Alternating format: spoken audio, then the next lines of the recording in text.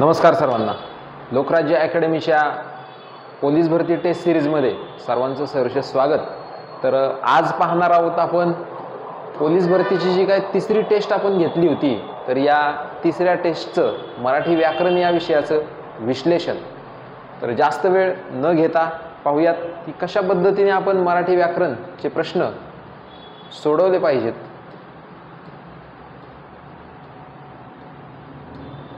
एक 2 मिनिटं फक्त माईक चेक करू द्या मला.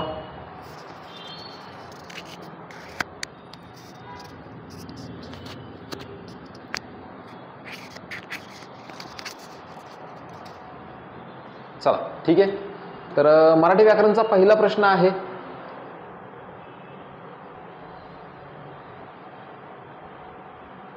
सर्वांना बोर्डवरती प्रश्न दिसत असेल. तर प्रश्न क्रमांक 26.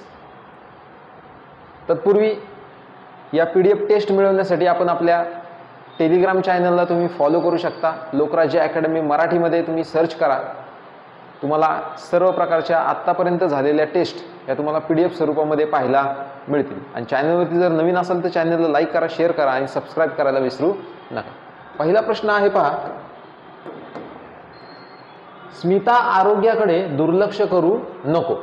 वरील वाक्य क्रियापदाच्या अर्थावरून कोणत्या प्रकारचे आहे? आता क्रियापदाचे जर अर्थ आपण पाहिले तर क्रियापदाचे 4 अर्थ सांगितले जातात.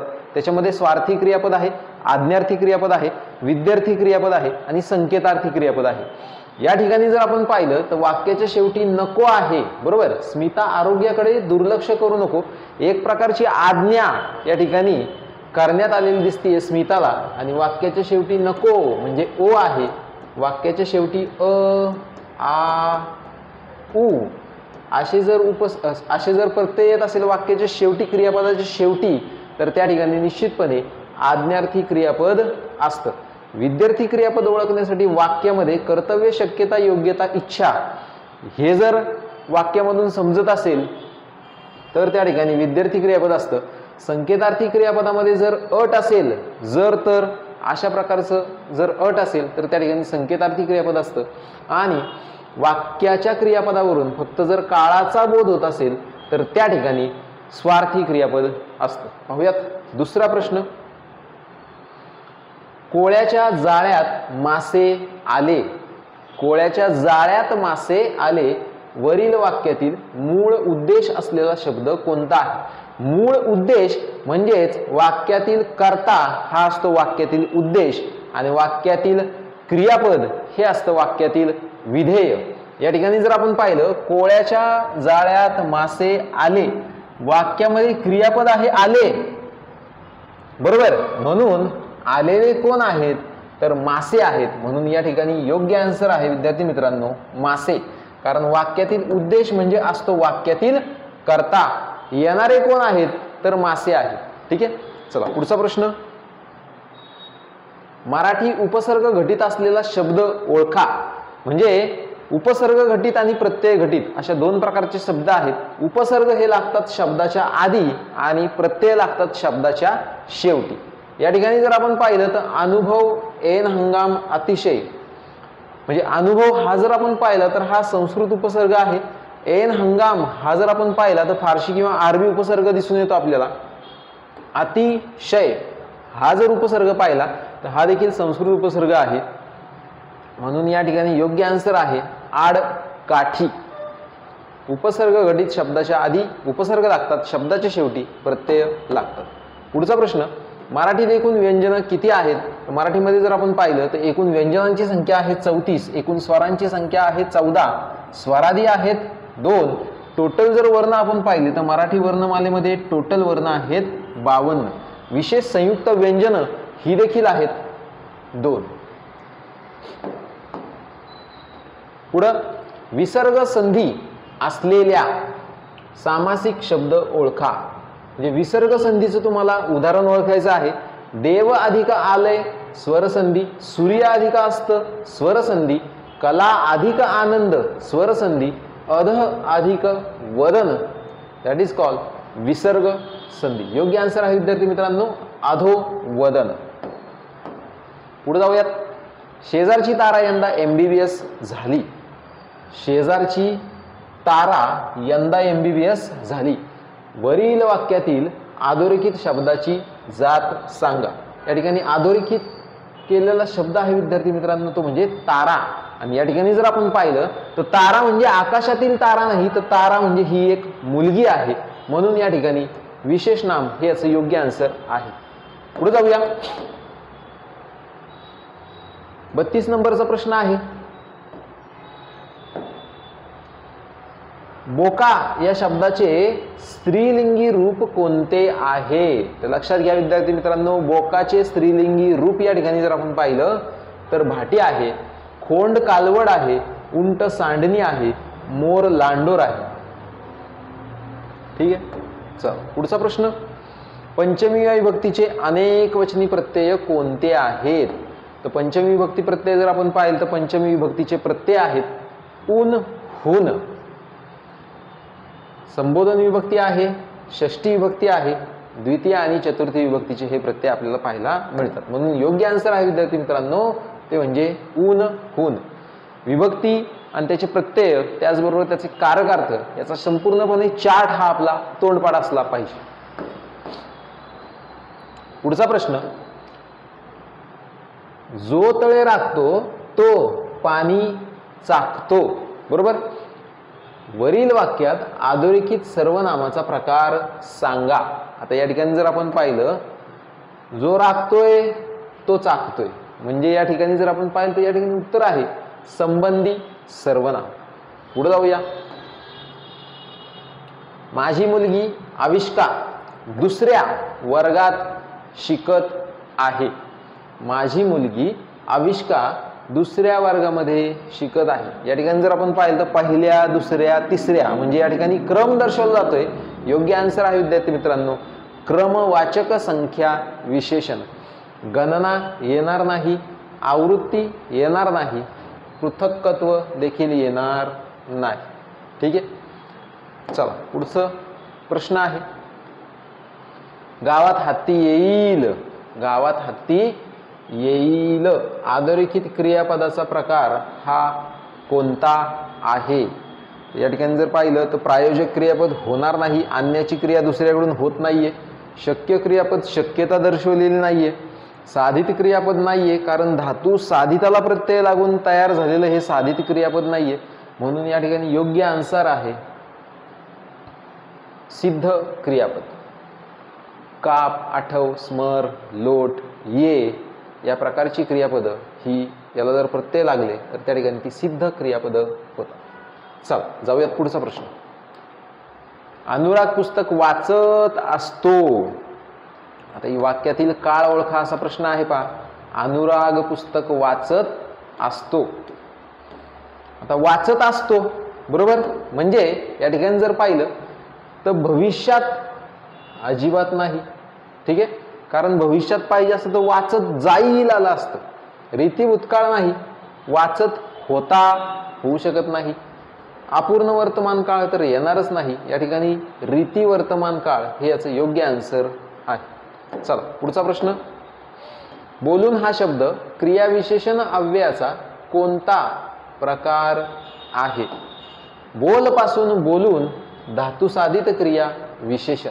या ठिकाणी जर पाहिलं तर धातू साधित क्रिया विशेषण आहे कारण बोल हा धातू आहे आणि बोलून हे धातू साधित क्रिया विशेषण आहे. विशेषण साधित होणार नाही, अव्यय साधित होणार नाही, नाम साधित सुद्धा होणार नाही, नाम साधित क्रिया विशेषण होणार नाही. ठीक आहे. चला पुढचा प्रश्न. परवापासून सचिन शाळेत आला नाही. अधोरेखित शब्दांची जात ओळखा. परवापासून म्हणलं विद्यार्थी मित्रांनो काय म्हणलेलं आहे? परवापासून शब्दाला लागून आलेला आहे म्हणून त्या ठिकाणी शब्द योगी अव्यय आहे. केवळ प्रयोगी नाहीये, कुठलीही भावना इथून व्यक्त होत नाहीये. उभयान्वयी अव्यय दोन वाक्य किंवा दोन शब्दांना जोडण्याचं काम अजिबात होऊ शकत नाही. क्रियापदाबाबत क्रियापदाबाबत विशेष माहिती दिलेली नाहीये म्हणून क्रियाविशेषण सुद्धा होणार नाही. तर शब्दयोगी अव्यय आहे, शब्दाला लागून आलेला आहे. पुढचा प्रश्न. वावा हा शब्द खालीलपैकी कोणत्या शब्दाच्या जातीमध्ये येतो? आता वावा मनातील भावनांचा स्फोट आहे म्हणून या ठिकाणी हर्ष दर्शक केवल प्रयोगी अव्यय. आनंद झाल्यानंतर आपल्या तोंडामधून आपसुकच येतं, वा वा. म्हणून या ठिकाणी जर पाहिलं तर हर्षदर्शक केवल प्रयोगी अव्यय. पुढं प्रशंसा होणार नाही, कारण प्रशंसामध्ये वाहवा येतं, वाहवा. ठीक आहे. चला पुढचा प्रश्न. प्राध्यापिका मुलांना शिकवितात. प्राध्यापिका मुलांना शिकवितात. या प्रश्नामध्ये बऱ्याच विद्यार्थ्यांना डाऊट होता की याचं उत्तर नेमकं काय येईल. या वाक्यातील प्रयोग ओळखायला लावलेला आहे. इथं सरळ सरळ आपल्याला जर पाहिलं तर कर्माला प्रत्यय लागलेला आहे. कशाला प्रत्यय लागलेला आहे? कर्माला प्रत्यय लागलेला आहे. म्हणून एक तर कन्फर्म आहे की इथं कर्त्याला प्रत्यय नाहीये. जर कर्त्याला प्रत्यय कर्माला प्रत्यय असेल तर तो भावे प्रयोग असतो. ठीक आहे. म्हणून हा ऑप्शन गेला. इथं कर्माला प्रत्यय आहे म्हणून कर्मणी प्रयोग होणार का? तर कर्मणी प्रयोग होणार नाही. वाक्यात कर्म आहे म्हणून आकर्मक प्रयोग होणार नाही. म्हणून प्राध्यापिका मुलांना शिकवितात. इथं सकर्मक, इथं कर्तरी पाहिजे फक्त. इथं कर्तरी, सकर्मक कर्तरी प्रयोग, सकर्मक कर्तरी प्रयोग. पुढचा प्रश्न. कमलनयन हा सामासिक शब्द कोणत्या समासाचा प्रकार आहे? इथं जर आपण पाहिलं तर नयन कसे रे? कमळासारखे. कमल नयन, कमल नयन म्हणजे कमल हे झालं विशेषण आणि नयन हे झालं विशेष्य. विशेषण विशेष्य अशी रचना ही कर्मधारय समासामध्ये आपल्याला पाहायला मिळते. पुढे जाऊया. अलमारी आणि इस्त्री. अलमारी आणि इस्त्री हे शब्द मराठी भाषेत कोणत्या भाषेतून आलेले आहेत? अरबी नाहीये, इंग्रजी नाहीये. ठीक आहे. कारण इंग्रजी असतं तर इथं आयरन आलं असतं. ठीक आहे. चलो. फारसी आणि पोर्तुगीज याच्यामध्ये डाऊट आहे. फारसी होऊ शकत नाही, पोर्तुगीज हे असं योग्य आन्सर आहे. अलमारी, इस्त्री, बटाटा, हापूस, बिजागरे, कोबी हे जे शब्द आहेत हे पोर्तुगीज भाषेतील आहेत. पुढचा प्रश्न. पर्यायी उत्तरांतून खालील वाक्यातील लक्षार्थ ओळखा. लक्षार्थ ओळखा. वाच्यार्थ असतं, व्यंगार्थ असतं आणि लक्षार्थ असतं. वाच्यार्थ म्हणजे जो सरळ साधा अर्थ आहे. व्यंगार्थ म्हणजे दुसऱ्याला नावे ठेवली जातात अशा प्रकारच्या वाक्यांमधून. उदाहरणार्थ समाजातील असले साप ठेचून काढले पाहिजेत. मग साप म्हणजे नेमकं कोण? तर वाईट प्रवृत्तीची लोक. आणि तिसरं असतं ते म्हणजे लक्षार्थ म्हणजे वाक्यामध्ये एक म्हणलं जातं परंतु त्या ठिकाणी आपल्याला लक्षात घ्यायचं नेमकं त्यांना काय म्हणायचं. उदाहरण या ठिकाणी दिलेलं आहे. तो कप पिऊन टाक. तो कप पिऊन टाक.